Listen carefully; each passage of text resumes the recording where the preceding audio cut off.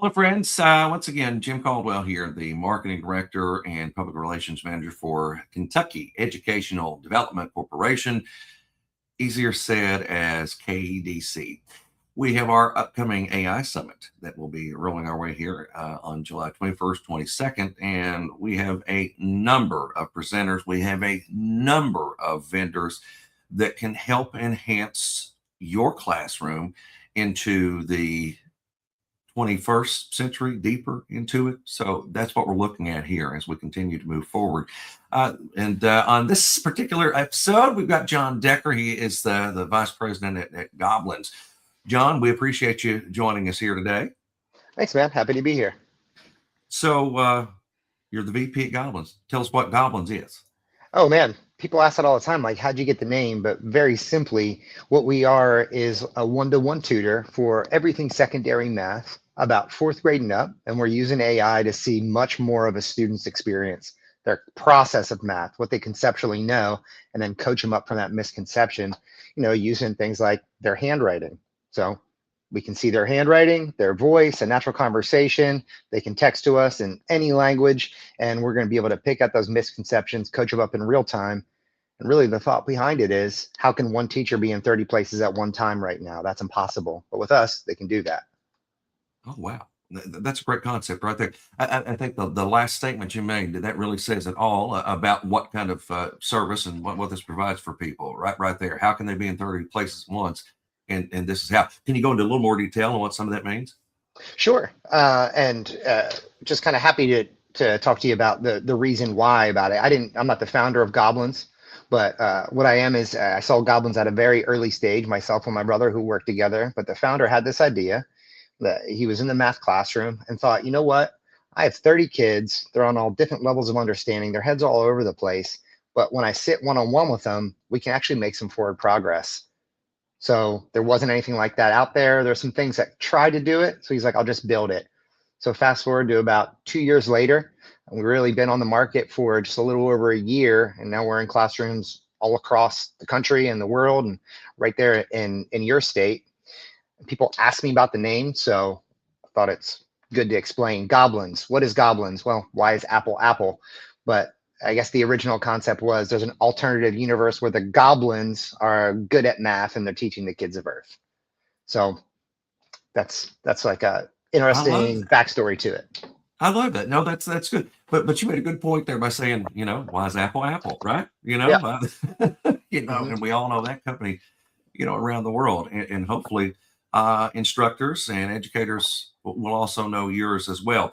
You're going to be at our AI Summit coming up here on July 21st, 22nd, 2026.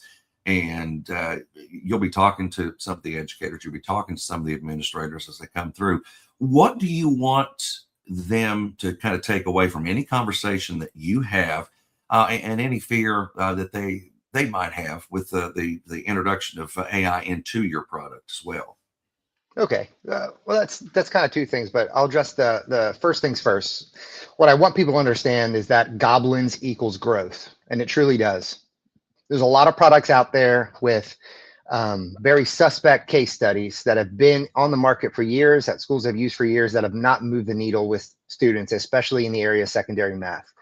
That's why I think adaptive learning as we know it, as we've known it for the past 15 years, is a lie. The data that we have is not our own. It's third party. We didn't pay for it.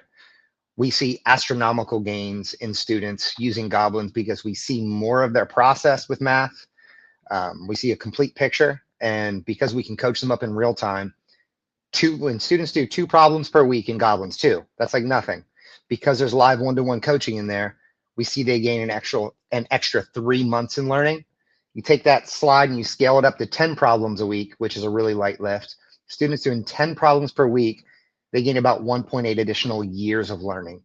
So the traditional adaptive programs that have been in place forever, that are only looking at right and wrong and trying to figure out where a student's at and put them on these kind of boring and demoralizing paths, I think those need to go the way of the buffalo.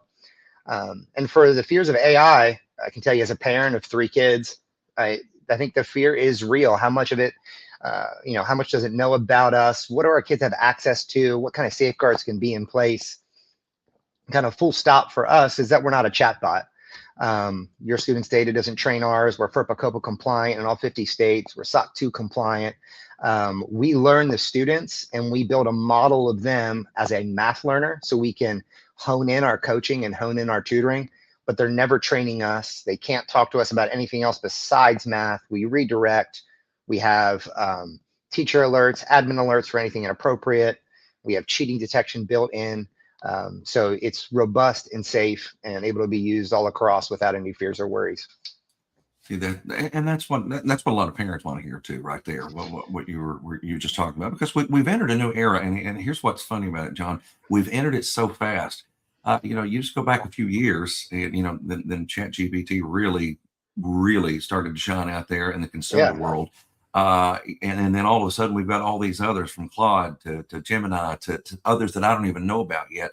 So and people have a lot of questions because of how fast they've kind of advanced here in the past few years. But to know that your use that you have within your program it is not the same, and it doesn't store that information. It just kind of helps right along with the math questions that these students have, right? Yeah, I mean, it's like having your best math teacher in the pocket of every kid that is looking at the process of math, never the answer. So when schools say things like, hey, we're trying to go back to pencil and paper, it's like, yeah, because that works really well. How do we leverage that pencil and paper process with really high level insights, like a Socratic coach sitting on the shoulder of every kid, never giving the answers, but trying to get them to understand the process rather than watch a video again or drill and kill a skill that doesn't actually address the root misconception. But to talk to what you said about like AI and how quickly they've come up, how much I would think personally, like how much we've given control. Some of these things are great tools. I love Claude. It's like another employee. But where were we at as a family the other day? My youngest is 12. And my mom was like, hey, his name's Kellen, go into ChatGPT and ask them like to like give you the description of you as like a person. I was like, hey, stop.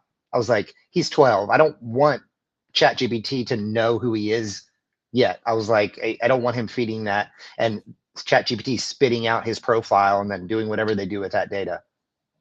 But we don't think about it.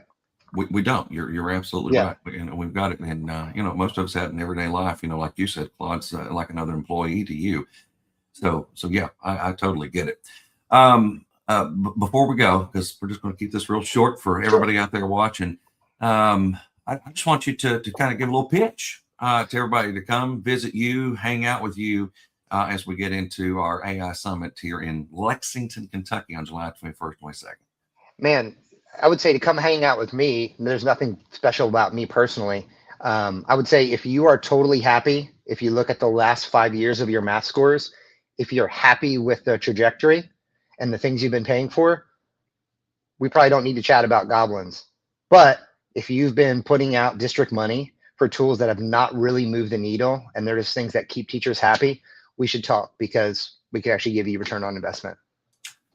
And that's what it's about. And the most important thing is, John, is the kids. At the end of the day, how much they're learning, how much they're retaining, and how much they carry forward. Well, can I just speak something to that before we leave? Yeah, of course. So I've been in ed tech for quite some time, and a lot of times we get the misconception to think that teachers are our end user. And for me personally, this could be a hard line. They're not, because we put products in the hands of students at the behest of like ease of use for a teacher or things like that. And that's important. But if it doesn't move the needle for kids, it's all for naught, because the responsibility is to the end user, and that is the student's growth. So I think we have a slightly different perspective than, or I do at least personally, than a lot of traditional vendors who you might work with. Thank you very much. And you're right. Thank you. I appreciate it, John. And again, look forward to actually meeting you in person at the summit. We got 3 weeks, right? Yeah, it'll be here soon. All right. Well, I appreciate your time today. All right. Thank you, my friend. We'll see you later. Jon Decker, VP of Goblins, and you heard all about it, and just one of many features that you're going to be able to find at the upcoming AI Summit. So we encourage all of you to please get out there, check us out, and see what's cool and happening in the world of education and in AI at that time.